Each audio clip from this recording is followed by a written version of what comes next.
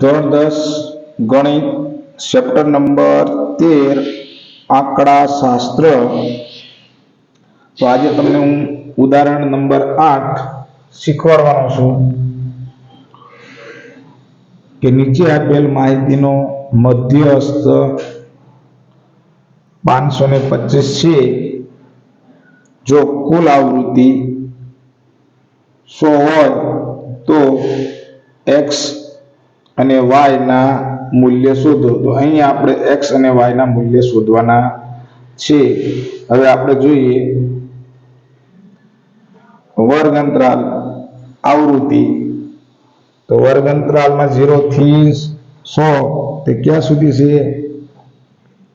1000 સુધી છે. હવે આપણે અહીંયા દાખલાને ગણવાની શરૂઆત કરીએ.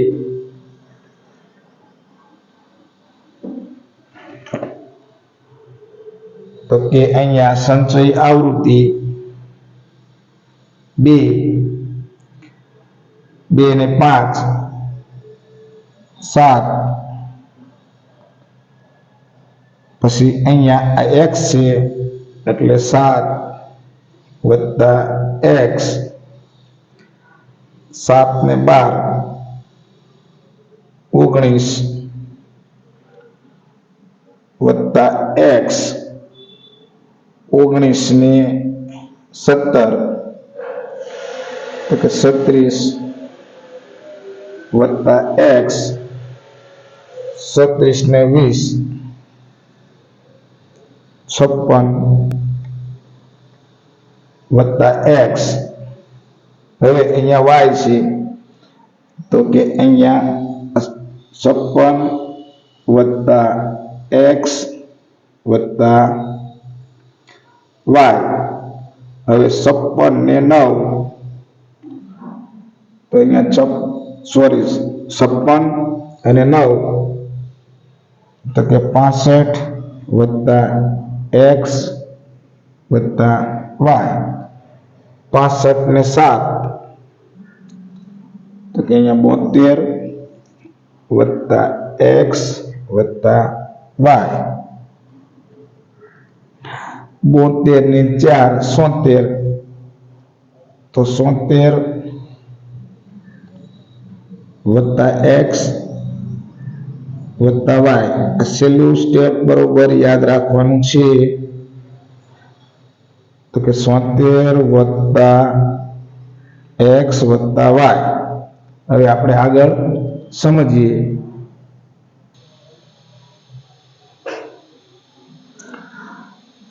તો અહીંયા આ 76 વત્તા x વત્તા y બરાબર અહીંયા કુલ આવૃત્તિ કેટલી આપી હતી આપણને? 100. હવે આની બાદબાકી કરવાની છે. તો કે 76 માંથી 24 જાય તો અહીંયા x વત્તા y બરાબર આ 100, આ 76 પાછળ આવે એટલે -76. તો અહીંયા x વત્તા y બરાબર 100 માંથી 76 જાય તો આપણી પાસે કેટલા આવી ગયા? 24. તો કે x વત્તા y બરાબર 24. હવે આ બરોબર યાદ રાખવાનું છે તમારે. તો મધ્યસ્થ કેટલો આપેલો છે? તો કે 500 ને 25 આપેલો છે. તો અહીંયા આપણે L શોધવાનો છે. તો 500 થી 600 માં આવેલ છે મધ્યસ્થ, કે 500 થી 600 માં આવેલ છે. તો અહીંયા આપણે L કેટલો લઈશું? તો કે L બરાબર 500. F તો F કેટલો આવશે આપણી પાસે? તો કે F આપણી પાસે અહીંયા આવશે 20. હવે તમારી પાસે અહીંયા વર્ગ લંબાઈ કેટલી છે? અથવા આ CF, તો CF તમારી પાસે કેટલો આવશે? તો CF તમારી પાસે આવશે 36 વત્તા x. તો CF કેટલો આવ્યો? તો કે 36 વત્તા x. હવે તમારી પાસે h એટલે વર્ગ લંબાઈ, તો કે વર્ગ લંબાઈ કેટલી આવશે? તો કે વર્ગ લંબાઈ અહીંયા તમારી પાસે 0 થી 100 છે એટલે વર્ગ લંબાઈ આવશે તમારી પાસે અહીંયા આ 100. હવે આપણે સૂત્ર મૂકીને દાખલો ગણવાનો છે. હવે મધ્યસ્થનું સૂત્ર લઈએ તો મધ્યસ્થનું સૂત્ર શું થાય? l વત્તા કૌંસમાં n ના છેદમાં 2 ઓછા cf છેદમાં f ગુણ્યા h એટલે વર્ગ લંબાઈ. હવે આપણે સૂત્ર પ્રમાણે કિંમત મૂકવાની છે અહીંયા, તો ખાસ ધ્યાન રાખજો. તો કે અહીંયા તમારી પાસે મધ્યસ્થ કેટલો હતો? તો કે 525 બરાબર l કેટલો આવ્યો? તો કે 500 વત્તા n કેટલું હતું? 100 એટલે 100 ભાગ્યા 2 કરો એટલે 50 ઓછા cf કેટલો આવ્યો? તો કે 36 ઓછા x છેદમાં તો f કેટલો હતો તમારી પાસે? આ 20 કાઉન્સ કરો ગુણ્યા તો કે વર્ગ લંબાઈ કેટલી હતી? તો કે વર્ગ લંબાઈ તમારી પાસે આ 100 હતી. હવે આપણે આના છેદ ઉડાડવાના છે.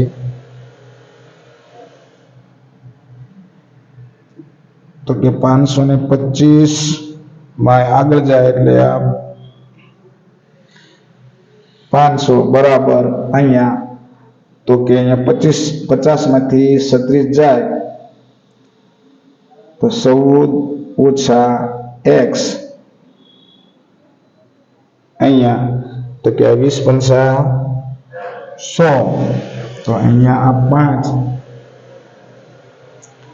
કાઉન્સ કરો તો કે અહીંયા આ 5 તો કે 525 માંથી 500 જાય તો કે આ 25 બરાબર 14 પંચા 70 ઓછા x બરાબર 5 એટલે 5x. હવે શું કરશો?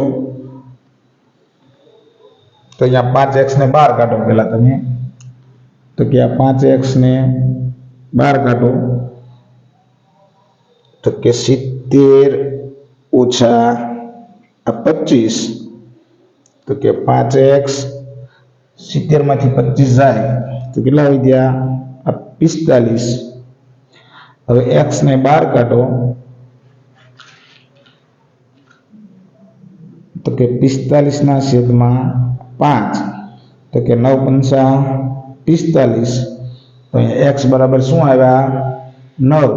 હવે આપણે અહીંયા કિંમત મૂકવાની છે. તો આપણી પાસે શું હતું? તો કે x વત્તા y બરાબર અહીંયા 24 હતું. તો હવે x ની કિંમત મૂકો તો x ની જગ્યાએ 9 વત્તા y બરાબર 24.